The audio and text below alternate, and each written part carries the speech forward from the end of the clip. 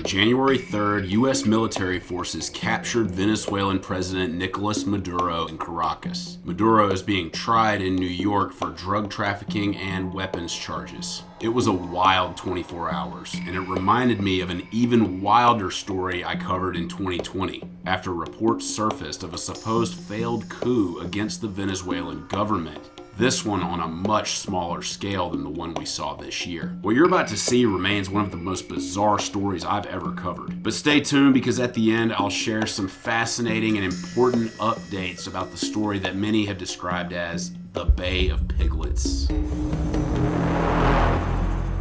This Venezuela state TV footage made headlines around the world. Venezuelan security rounding up a group of men in a village on the country's northern coast. Some of the captured men were wearing t-shirts and shorts, some of them wearing no shoes or shirts at all. What's your name? Luke Alexander Denman. Two of the men captured were Americans, ex-US Army Green Berets. And Venezuela President Nicolás Maduro said dozens more were captured and 8 men killed. Ahí llevan detenido, rendido y sometido por la ley de Venezuela. Maduro said the men planned to enter Venezuela on its northern coast and make their way to Caracas, where they would attempt to kidnap him.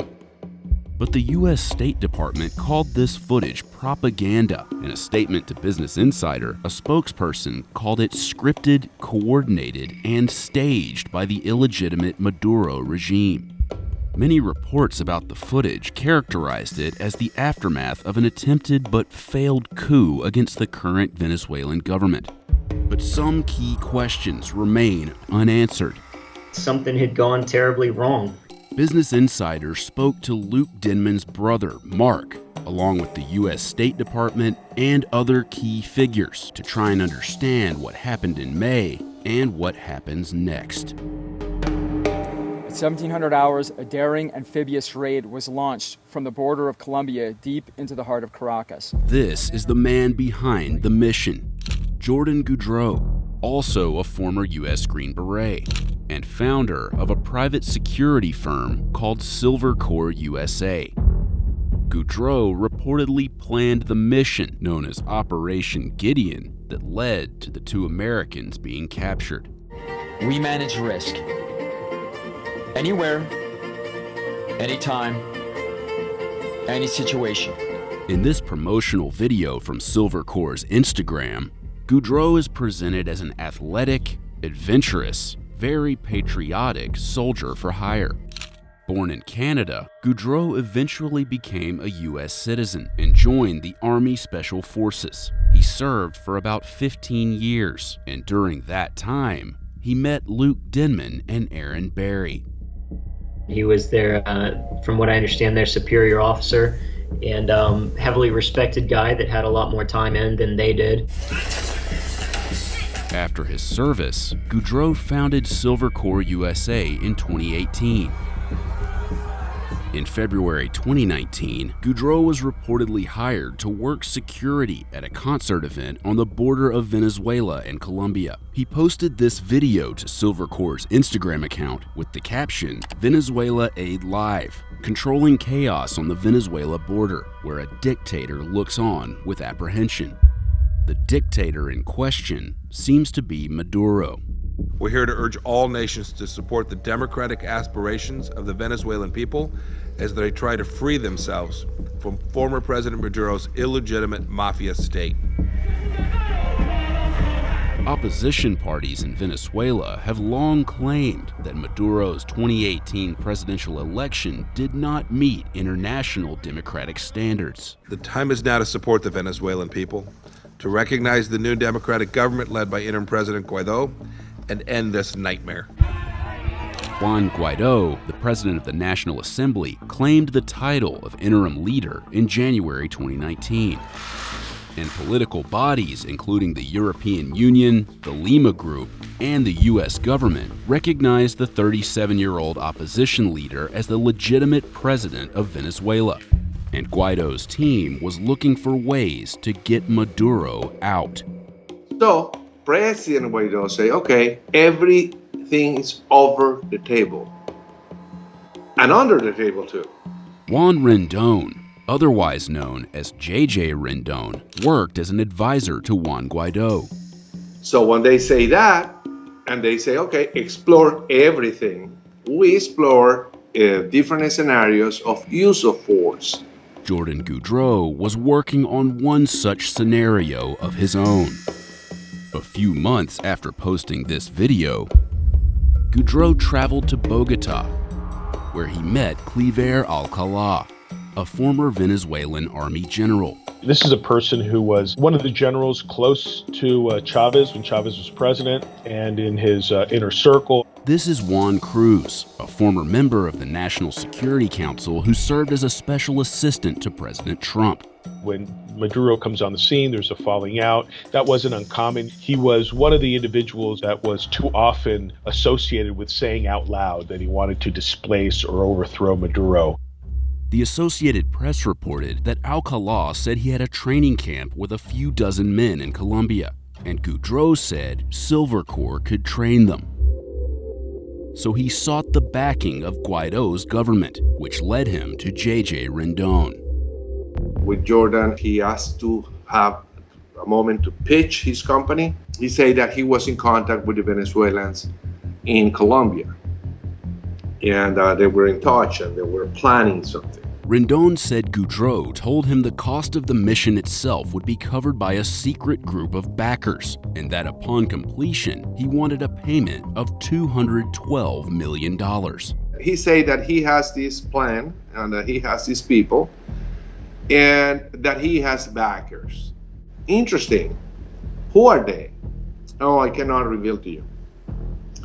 Okay, but if you have a big backers with a big army ready to go, we want to know about it.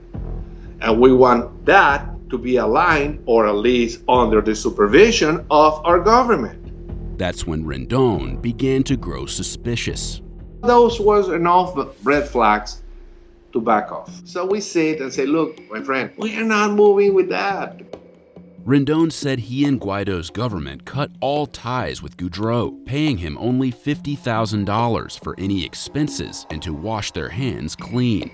It was like, let's get out of this. Oh, my expenses. Okay, there you go. How much you spent? $43,500. Okay, in case you've missed something, I will give you $50,000. But preparations at the camps in Colombia continued with the help of the two former Green Berets. Here's Luke Denman's older brother, Mark. Luke saying this is a U.S. government-backed operation back in February the 2nd. We interviewed Mark via Skype on June 15th. What he told me, he was training Venezuelans in Colombia and had no intention of going to Venezuela at all.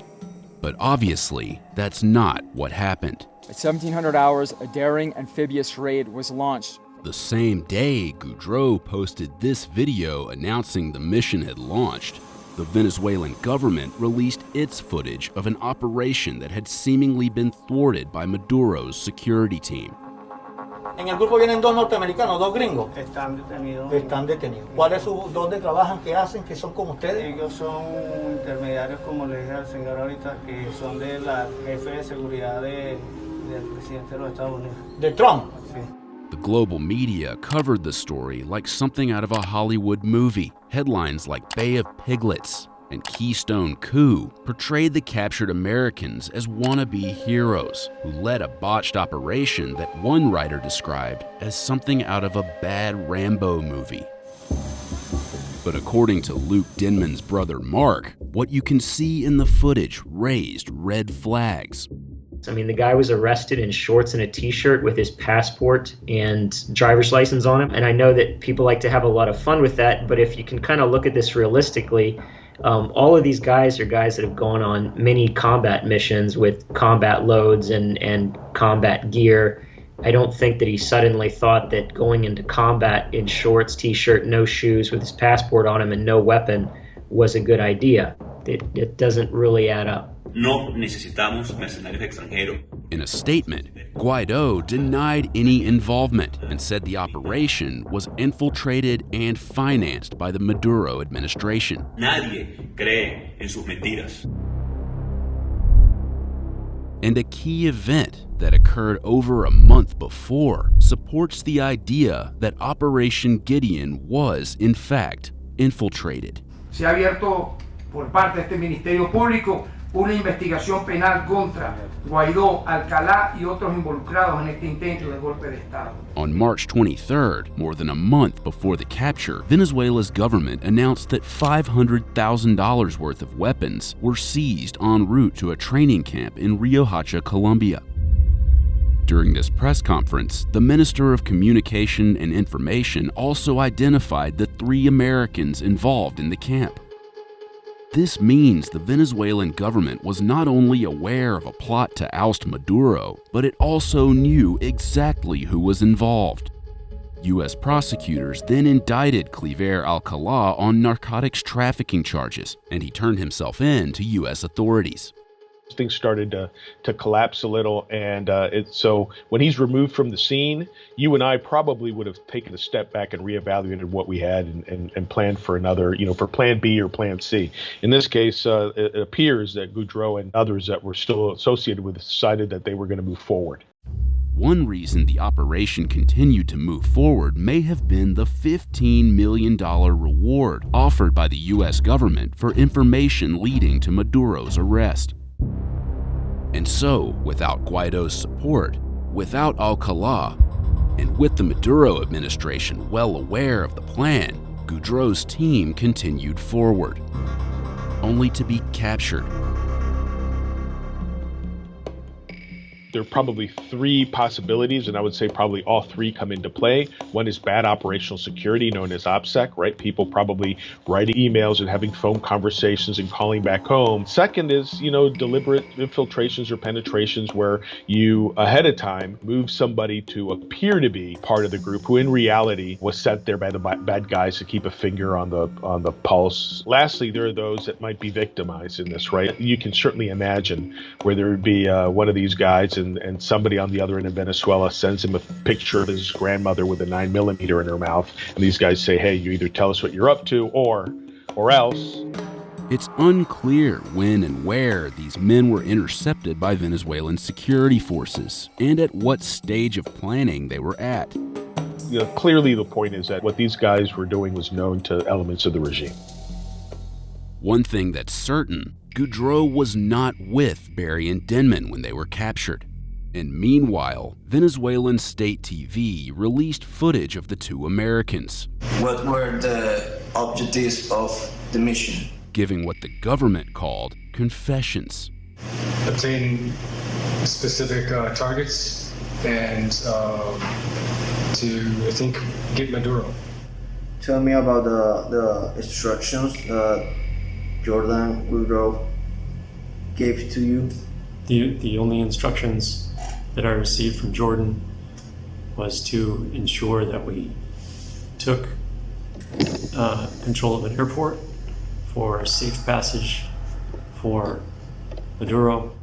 What we're calling a confession video, we're acting like this is somebody that was read their Miranda rights. I don't think those confession videos are their own words. They're kind of being prompted, they're heavily edited, being held in some unknown environment and reading off a script essentially on what it is they're confessing to. My responsibilities to Silver Corps are written in a contract. The so-called confession videos released by Maduro's government also feature a document with Guaido's name on it.